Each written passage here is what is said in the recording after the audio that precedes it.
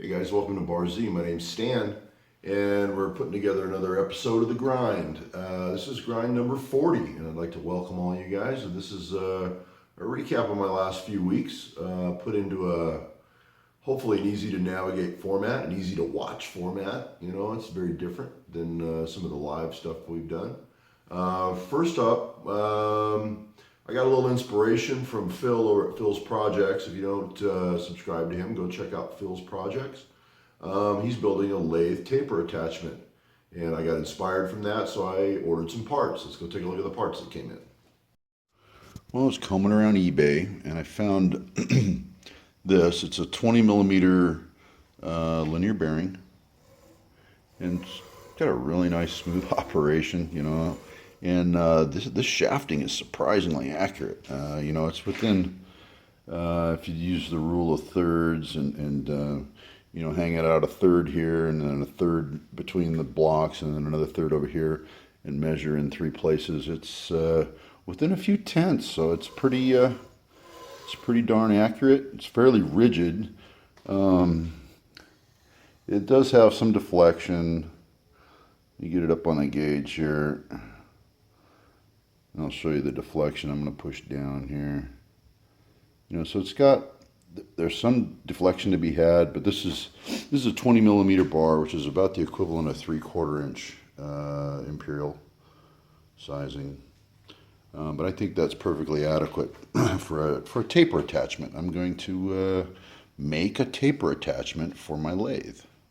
So I'm going to use linear bearings and a hardened and ground and chrome plated steel rod, and I got the quick lock. Those are the quick lock repositionable handles, die cast. It's not plastic.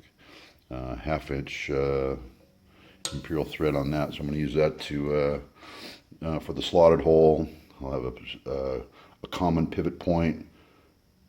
This bearing will be on the be attached to a carrier going to the carriage, and then this one will have a block with the quick lock on it that moves on a slotted hole. I'm not going to make an arced slotted hole, that's why I got a second bearing. But the only part that'll be fixed is the main pivot, and it'll be on like a bronze bushing hinge pin. All right, so that's my plan. So Phil, thank you for another shop project that added to my pile of stuff that I'm probably never going to finish. But I ordered that material and the linear bearing and the shaft and everything. So I think that'll make a good start for a lathe taper attachment. But and you know, I appreciate all the videos that he puts out, and I've been kind of watching his taper attachment, and I'm putting my own spin on it my own way. So. All right, next up we did a little bit of titanium work around the shop. And this was just kind of fun stuff. And some of you may remember this piece right here. That was a piece of titanium that's been chucked up about a zillion times in the forejaw. It's really getting hammered down at this end. This was the piece of material that we used for the forejaw competition.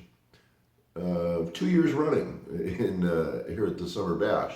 So this piece has got quite a bit of history. It's had a lot of hands on it, and a lot of people have done their best on the forejaw comp. Well, we made some parts out of it. You guys probably remember this is just a tad longer. We made some rings for the girls. I'm going to show you that. That's one of the rings we made for the girls out of titanium. And so the girls all got fresh rings. I'm no jeweler, but I was just messing around, and I thought it'd be fun to make them some rings out of titanium. So the girls got rings. So that's that. And you know, that was fun. It was my daughter came over, and we spent a little shop time making some jewelry and stuff. And you know, if you don't check out my live feeds, that's totally cool. A lot of people don't like the live feeds. A lot of people do like the live feeds. I'm getting a lot of mixed responses, but my daughter joined me on one of my live feeds, and we had a good time just chit-chatting with the audience and with all you viewers. So that's pretty awesome. Next up is in the shop. Some of you may know we've been cutting plastic here forever, And it's good to be cutting some steel again. We're done with plastic. So here's a photo of actually cutting some good old steel.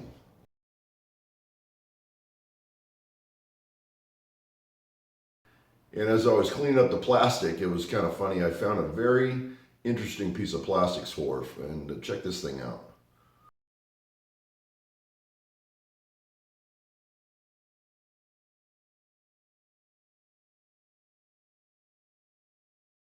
Okay, so that was so unique that I had to photograph it, and it got named Zinke the Swarf. It's a little four-legged curly Q, and we're guessing it came off of the mill, four-flute end mill did that. We're guessing. So pretty cool, and there's a photograph of it for you. Next up is the Standridge plate cleaner. I thought I'd demonstrate the lanolin-based plate cleaner and how it makes your stuff glide. Let's take a look at that. Love the lanolin-based Standridge cleaner. Stuff just glides on this. And it's good for your hands. Holy crap, I barely caught that thing before it flew off the table. But yeah, your stuff just glides with that and it actually softens your hands. The lanolin's good for your hands. So it's pretty good. Check out Standridge Granite on their website. You can buy that plate cleaner there, and I think they're pint-sized jars, and it's really good stuff. Let's see. Oh, I was going to show you guys my live feed studio, how I have to set up for live feeds. Let's take a look at that.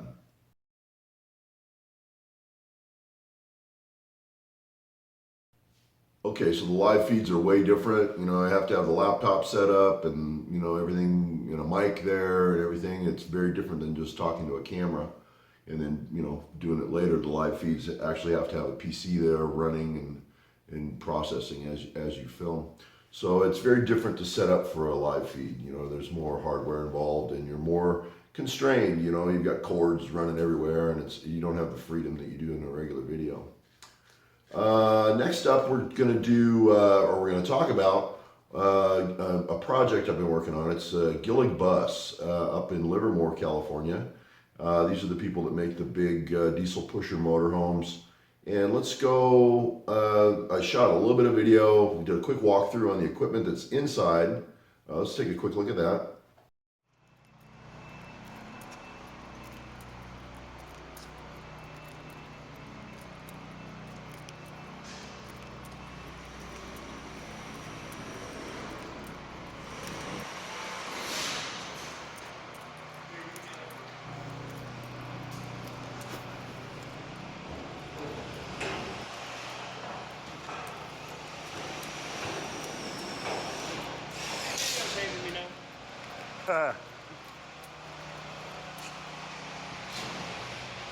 This is an impressive enclosure.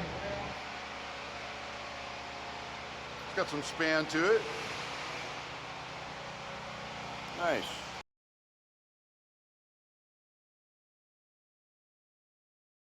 And I know that video was horrible, but you know what it is, But I'll give you the idea of the magnitude of that job. I just walked through 3 of the spray booths. There was a triple there, and then it branched out into a large sanding area for a double wide, or 2 buses side by side into like a sanding booth. And there's more. I think there's 12 or 14 units like that in that facility. So tons of stuff to do. Let's do a quick drive-by of the outside. It's still under construction. They don't even have a parking lot yet. Let's look at the outside of the building a little bit.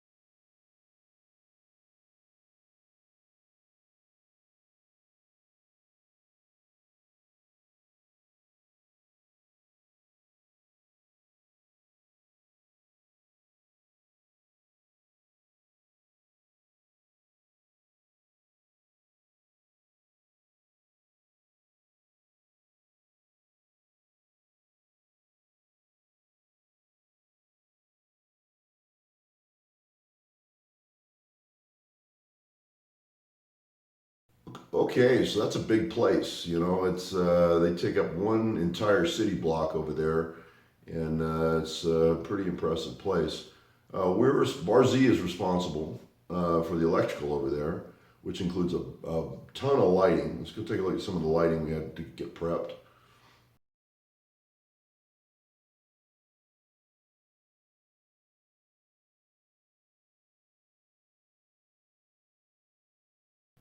All right, well, those are all Class 1 Division 2 lighting fixtures. We did a rough count. We're estimating between 1,300 and 1,400 of those fixtures on the job site. Each one gets a seal. That's what that funny looking fitting is back on the on those electrical whips. That fitting is a seal that gets potted, so that if the fixture fails and it fills up with vapors, it can't travel down the conduit to another part of the electrical system. So it's each fixture is individually packed and poured with a potting compound. So lighting extensive over there. Then we were responsible for the racking and a lot of the unistrut work and a lot of the the panel work and stuff like that. Let's go look at some photographs of some of the. We prefab the racks on the ground and then take them up top of the units and run our racks and stuff. So let's take a look at some of the pipe work and some of the racking work there.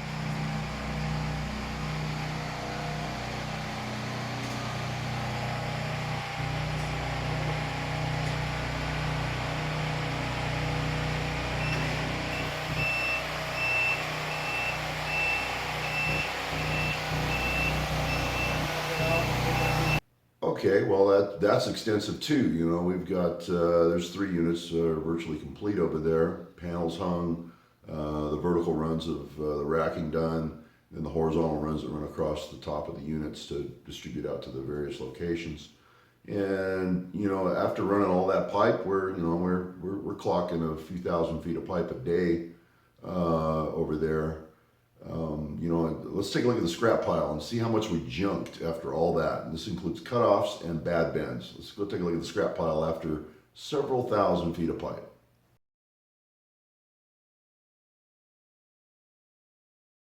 All right, so the boys are doing pretty good. That's not very much scrap for as much pipe as we've hung.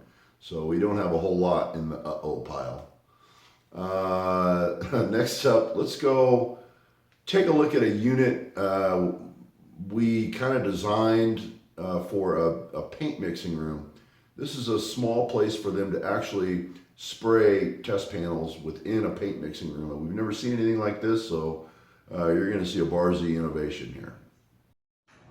Okay, welcome to a small spray booth within a mix room for painting test panels for color matching. And as you can see, we're inside of a paint mixing room, quite an extensive one. And this is kind of where they mix colors, test colors, and things like that. And so every once in a while, they have to spray a small test panel to check a color match. Enter this small spray booth that we made over at Bar Z. As you notice, we have no spraying air.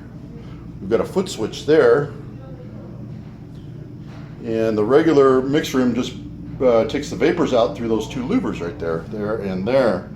But what we've installed is a pneumatic damper. I'm going to step on this foot switch, and you're going to see that damper open up back there.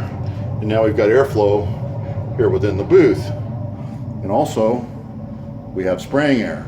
So when I back off of my foot pedal, we lose spraying air, damper closes, so we don't have a spray booth anymore, and everything's interlocked together, so they can spray their test panels within that booth. Just uses one polyester filter there. And to give you an idea, I'm gonna step on my foot switch. Damper's open, and there, that'll give you an idea of the airflow. I'm just gonna let go of this filter and see it's just sucking that thing right in. So we've got good air movement through there, through that one filter, spraying air and backing off. No spraying air, and we're back to regular paint mix room mode, moving the air through the louvers. So dead man switch and little automatic spray booth. Manometer on the side to monitor the filter condition. Pretty darn simple. Not much to it.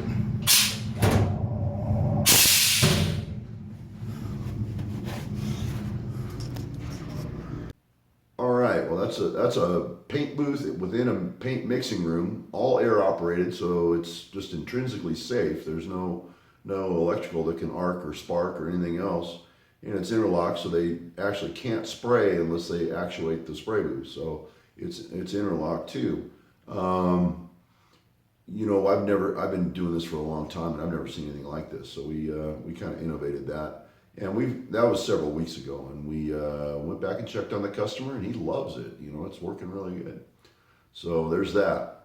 Last up, we're gonna visit. Well, here I'll show you in the background.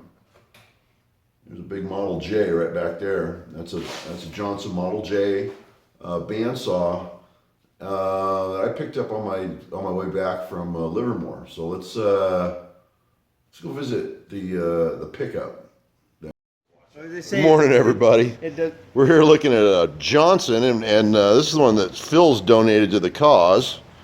And this is probably the one we're going to give away at the Bash 2017 after it's up and running and fully functional.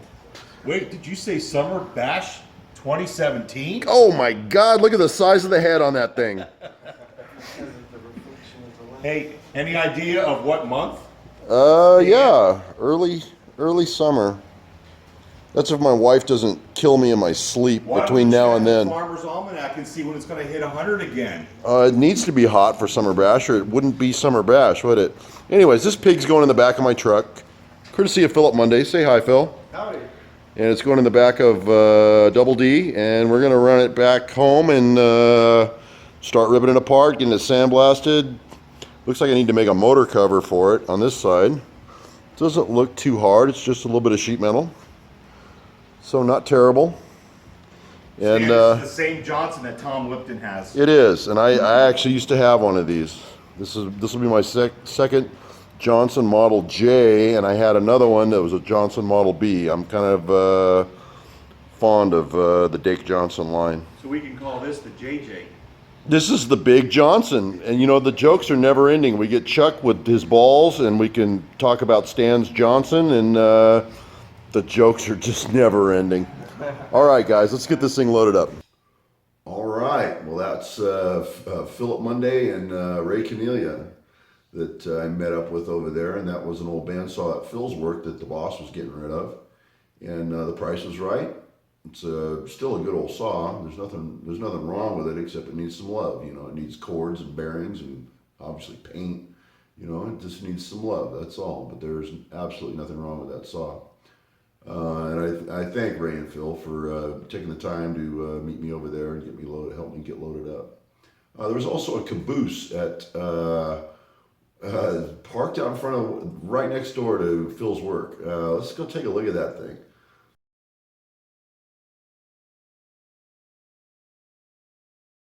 You know, when people post pictures of trains, they just don't express the magnitude of them. When you're standing right there and you look at a train car or a locomotive or, you know, the caboose or whatever, it's just astounding when you're standing there and seeing the mass of it all. Photographs literally don't do it justice, but this thing is very nice and on display there in front of somebody's place of business, right next door to Phil's. So I had to snap a photo of that. It was pretty darn cool. All right, guys, that's the end of the grind number 40. I hope you guys all had a good weekend. Enjoy what's left of your weekend. For those of you that celebrate the Labor Day and the 3-day weekend, enjoy what's left of it. And we'll catch you on the next one. Thanks for watching.